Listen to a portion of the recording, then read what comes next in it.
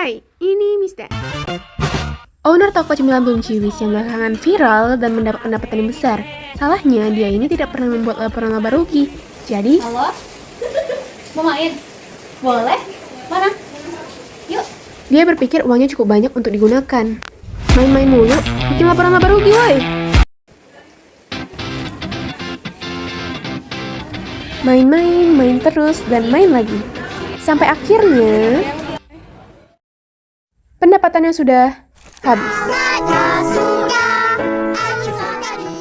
Dia nggak sadar kalau dia harus bayar uang sewa tempat, biaya air, biaya listrik, serta gaji karyawan. Dia bingung semua uangnya kemana. Dan yap, dia akhirnya sadar, mikir, pusing, lalu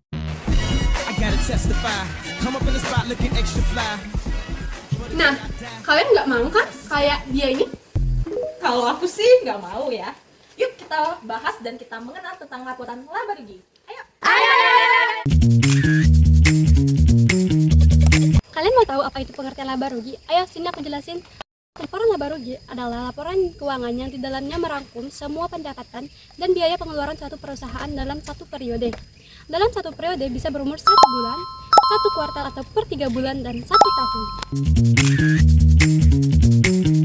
Mengapa sih laporan laba rugi itu penting? Karena perusahaan dapat mengetahui perusahaan tersebut sedang mengalami untung atau rugi. Sebagai contoh, perusahaan PT Eli Maju. Di sini, perusahaan tersebut mendapatkan pendapatan yang besar, tetapi belum tentu itu adalah laba atau keuntungan. Karena masih ada kita menghitung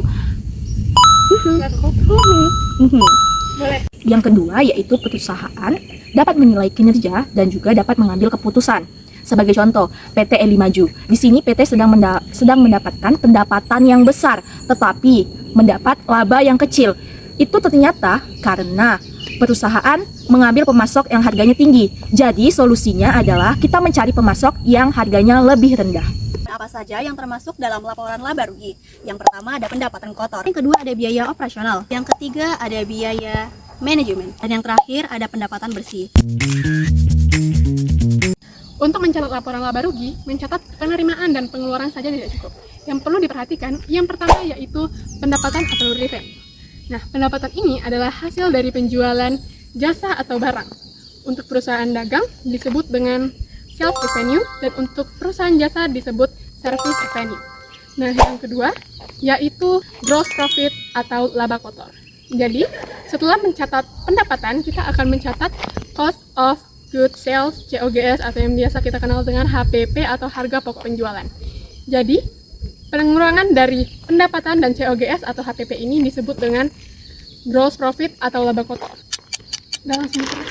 Yang ketiga yaitu menentukan net profit atau laba bersih. Jadi, hasil dari gross profit ini akan dikurangi dengan beban operasional yang terdiri dari beban sewa, beban gaji, listrik, air, dan sebagainya. Nah, hasil pengurangan ini disebut dengan laba operasional. Kemudian, laba operasional akan dikurangi dengan interest expense atau beban hutang bunga. Nah, itu terjadi apabila perusahaan kita memiliki hutang yang berbunga ya. Nah, kemudian hasilnya akan dikurangi dengan pajak atau tax. Hasil dari pengurangan semua ini disebut dengan net profit atau laba bersih. Di sini saya akan menjelaskan terkait pembatasan laporan laba rugi. Yang pertama, ada hal yang tidak bisa diukur dengan angka. Misalnya, reputasi toko atau kesetiaan pelanggan tidak bisa dimasukkan ke dalam laporan laba rugi karena tidak bisa dihitung. Contohnya, toko A dan toko B memiliki laba yang sama sebesar 10 juta rupiah.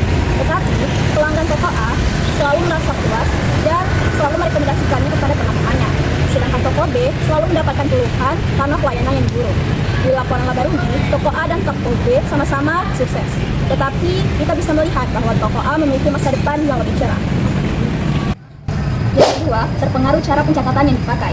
Dua toko yang memiliki kondisi yang sama bisa menghasilkan laba yang berbeda karena metode cara pencatatannya yang berbeda.